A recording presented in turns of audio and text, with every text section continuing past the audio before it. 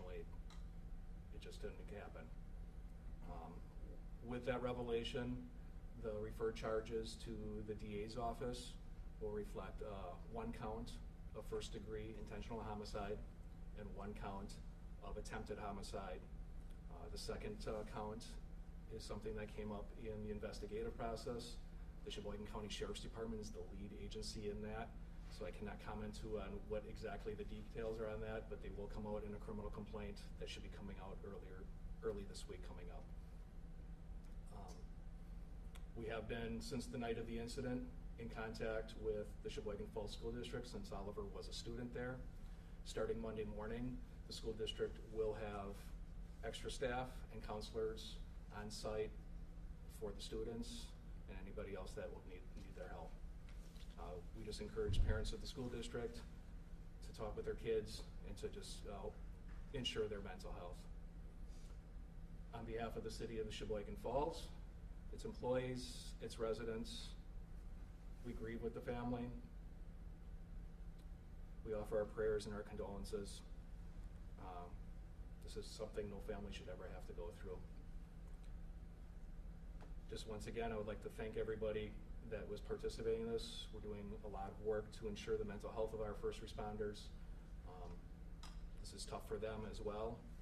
I'd once again just like to thank their efforts on it. I'd like to thank the community for their outpouring of support over the last several days. And also like to thank the Sheboygan County Sheriff's Office for the work that they've done on this. Anna Lee Brennan from the Sheboygan Falls School District would like to make a quick statement. I'll do that, and then she'll do that, and I'll take some brief questions. Hi, I'm Anna Lee Brennan. I'm on behalf of the School District of Sheboygan Falls. I'm the superintendent. We want to offer our condolences to the family. We want to offer our gratitude to the police department and the entire city and the work that they've done with us in the last few days. We have some tough days ahead for our families, our students, our staff. Our crisis team is mobilized and will be on site Monday and throughout the week. We're very fortunate to have close connections with our community districts in the county to offer additional support with their crisis trained personnel also. But our condolences to the family and thank you for the partnership with our community.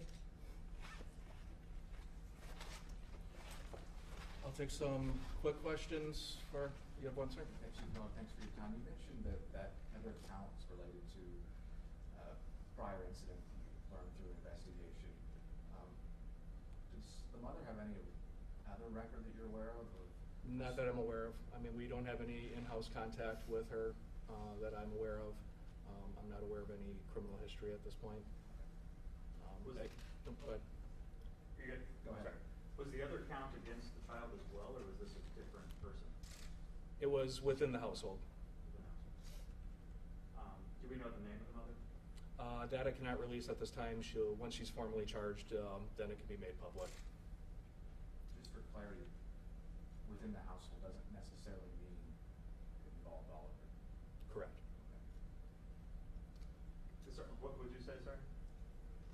Within the household doesn't necessarily mean it involved Oliver, is what I asked. Yeah, I got it. Father was present during the incident, but I didn't hear anything where he stepped in to stop it. Is he still in your focus, or? Detectives from the Sheboygan County Sheriff's Department interviewed him. I'm not privy to the information that was said at that time, but he is not considered a suspect. We are not looking at any other suspects. And was there a motive for the assault at all? I believe that the mom did talk to investigators from the county. As I've heard various things, anything I would to know now would be speculative. So that would be in the criminal complaint when it comes out. Okay. I don't want to give false information at this point. And what were the injuries the boy suffered? There will be an autopsy later on this week, but the initial response was, I can say, was due to a strangulation. As far as the suspect injuries, it said that she was treated for injuries. What injuries did she have? Those were self-inflicted injuries done with a weapon inside the house. There'll be more detail on that in the criminal complaint. I don't know exactly where those injuries were on her. It wasn't a firearm, though. Was not a firearm. I can confirm that. You mentioned the resources available to school for students involved.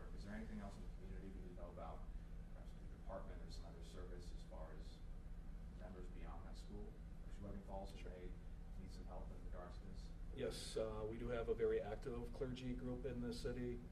I do urge residents to reach out to any clergy members that they have. If they are having troubles, they can call our department. We can point them in directions for help. On the law enforcement and first responder side, we do have a critical incident debrief with psychologists set up coming up early this week.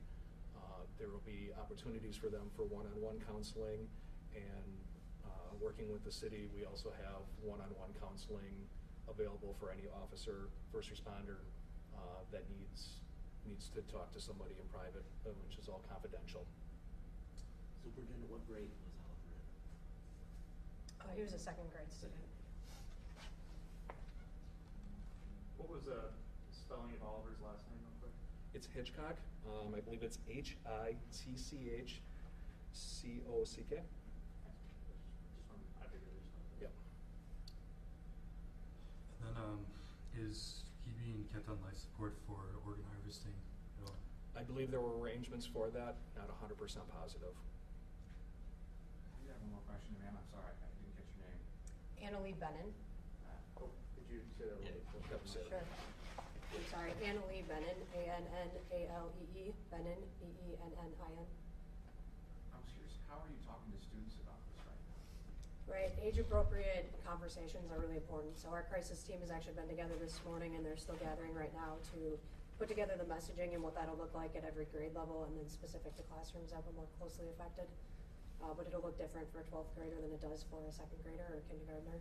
But every student will have some messaging from trained staff in our buildings and support within the buildings. You're welcome. And that support will be open up to any student of any grade level too, no matter what's the 3 schools that it's in. Again, our hearts, our prayers, our thoughts are with Oliver and his family. This is something that our agency hopes to never go through again, and that no family should ever have to go through again. And on behalf of the city of Sheboygan Falls, we give the best wishes to the family. Thank you.